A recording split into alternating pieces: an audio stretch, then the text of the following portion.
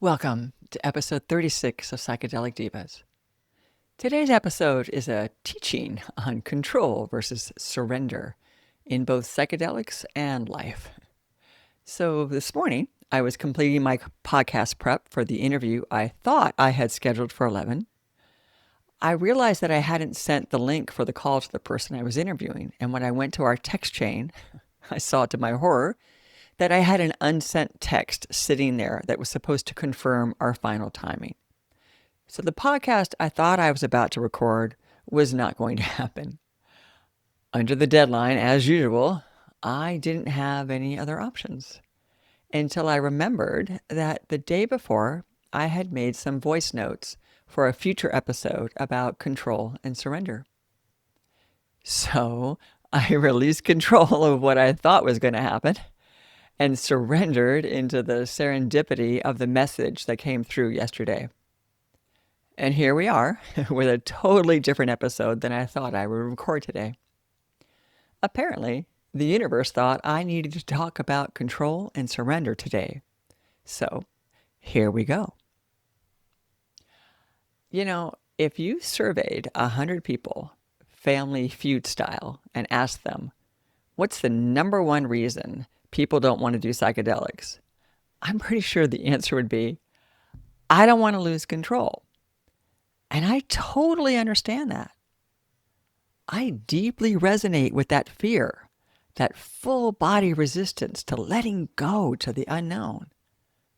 I mean, there's no guarantee that you won't spend 8 hours in hell. So there is a risk. But I want to talk about the difference between control and surrender, because I think both are essential when it comes to psychedelics. Let's start with control, because there is actually a lot that you are and should be in control of. You absolutely should be in control of the setting. Where are you going to do this medicine? Who are you going to do it with? Does it feel safe? Can you leave if you need to? So many aspects of this are 100% within your control before you ever say yes to ingesting. And of course, you could do your best to set it up safely, and then it turns out not to be safe. And that happens, and that sucks. So give yourself an out. We live in an age where you have your phone, Lyft, Uber. You can get out. Make sure you have access to those options or other backup plans if you need to get the hell out of somewhere you don't want to be. Now, I don't want you to leave and wander the streets or some other unsafe place, so you need to think through your options in advance. That's good control. Now, there are contexts where I would tell you not to leave. If you're in a circle or a group setting, or you're working one-on-one with someone and you've made a commitment to be there, I don't think you should just get up and walk out. And frankly, I don't think a responsible sitter or leader should let you. Yeah, now that said, if something feels genuinely harmful, you do need to step away from the circle, find another space, regroup. So there are nuances to this advice. But in general, you don't just leave in those situations. The first question to ask yourself is, does this setting feel like a full body yes? Not a, well, maybe.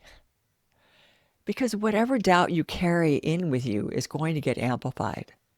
If there's hesitation in your energy field, that's a signal. I'm not ready. This doesn't feel right. And you should listen to it.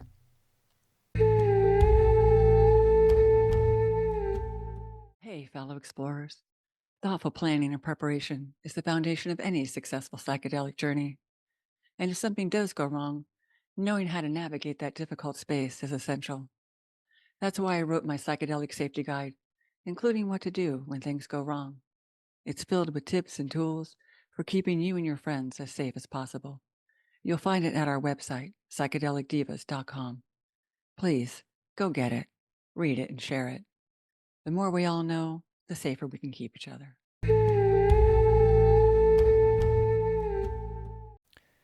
The second thing you are in control of is your mindset. Now, you do not have to be in a perfect, everything is wonderful headspace to work with psychedelics. In fact, under the right circumstances and with the right guidance, they can be a powerful space to explore harder emotions if you're ready and willing.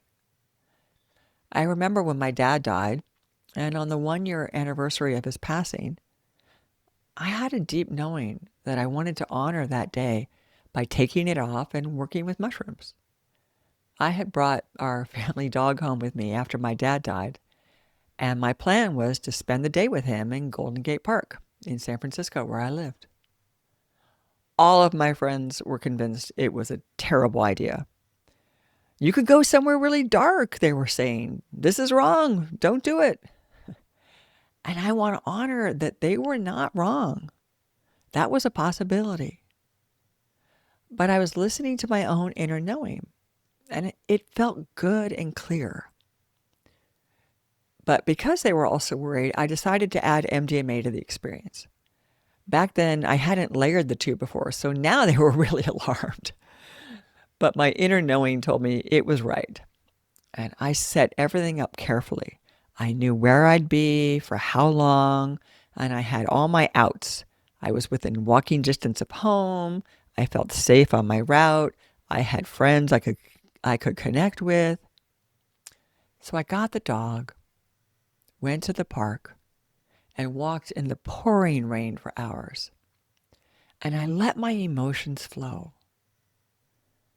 I dropped into what it was like to lose my dad at 30.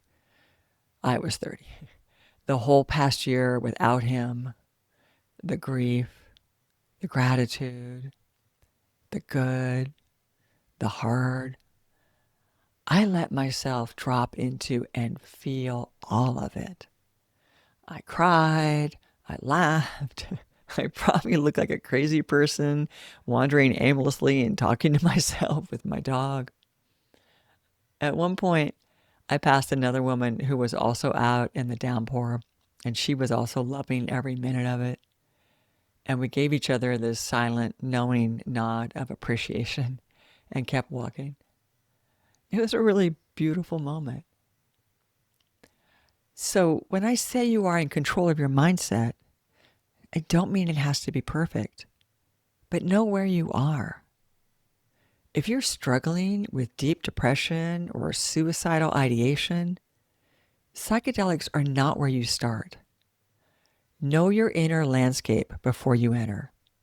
If you're unsure, scared, or in a hard or challenging place, make sure you have support and guidance.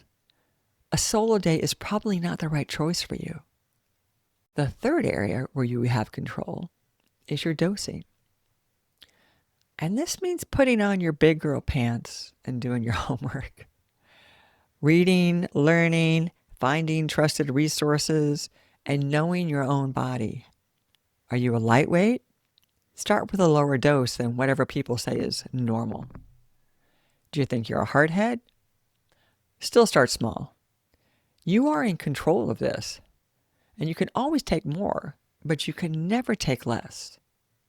Starting low is not timid, it's wisdom.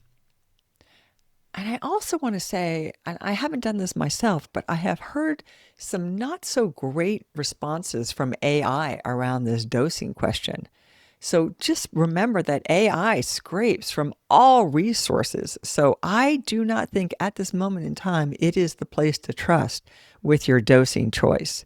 So you need to find much more trusted resources before you can consider what is going to be the right amount for you before you drop in.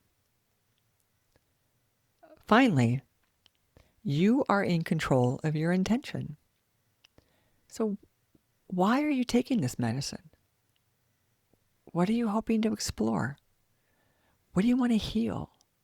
What do you want to understand or open? The clearer your intention going in, the more the experience has something to work with. You don't need a perfectly articulated intention. Sometimes I just feel called to this, or I have an inner knowing is enough. But having some sense of your why creates an anchor that you can lean into when things get difficult. You're building a safe container, something soft, warm, cozy, friendly, fun, with good boundaries, like a playpen, where you can wander without banging your head on the furniture. That's how you tend to yourself. And once you've built it, that's when you start releasing control. By the way, I do an entire episode about the importance of a well-built container in episode 18. So check that out as well. All right. So now we're moving from control to the part that scares people. Surrender. Surrender is not the same as losing control. Sometimes the medicine comes on like gangbusters and it hits you hard. In those moments, you have a choice. You can try to control it, or you can surrender. I will say that nothing has knocked me off my feet more reliably than ayahuasca. And when she comes in strong, I think of my dog, Amara.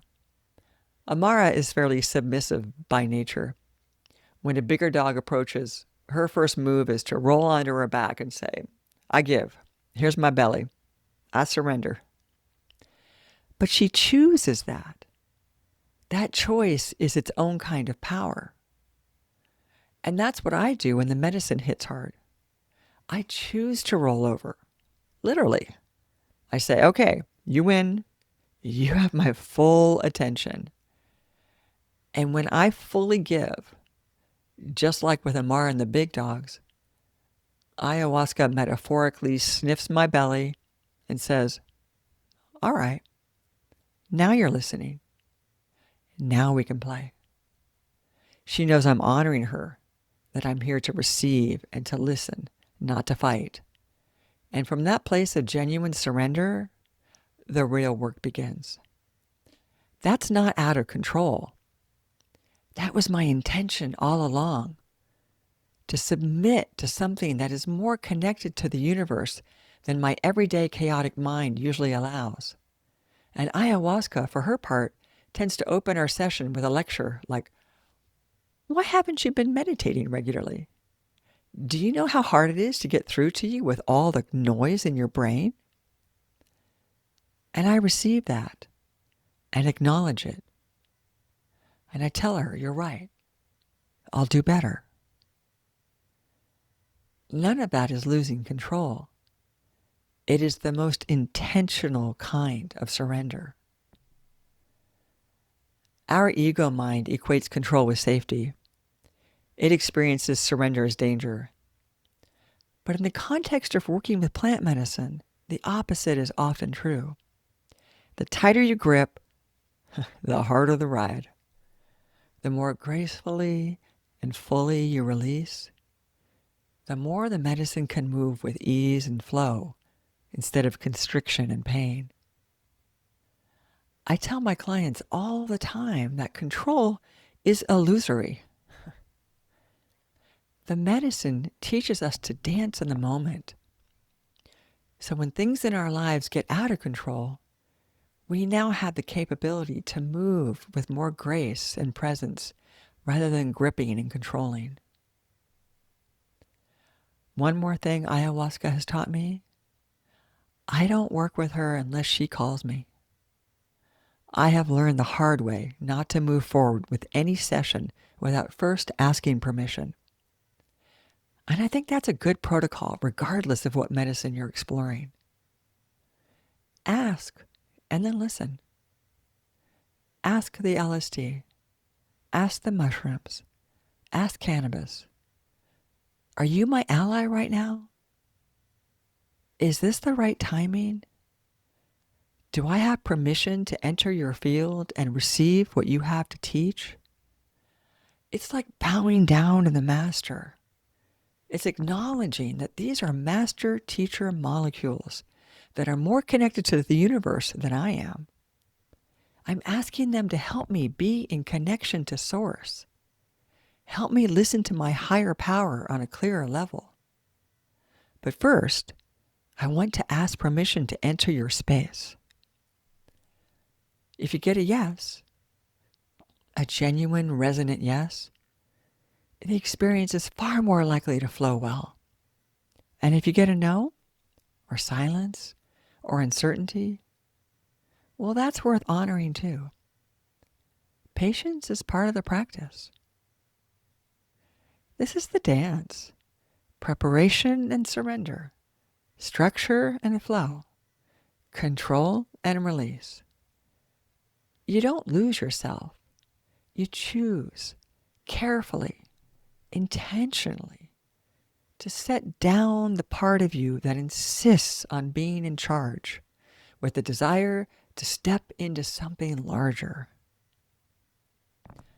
I hope this helps you make good choices that are right for you and your body. Sending you so much love today.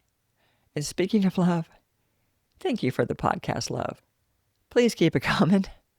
I would so appreciate it if you'd consider following at Psychedelic Divas on Instagram. I'm working on building my presence there, even though they keep taking my account down. Following on YouTube also works if you're not on Instagram. Either one of those really helps get the algorithm on our side, so thanks for considering. And thanks again for listening. I so appreciate you.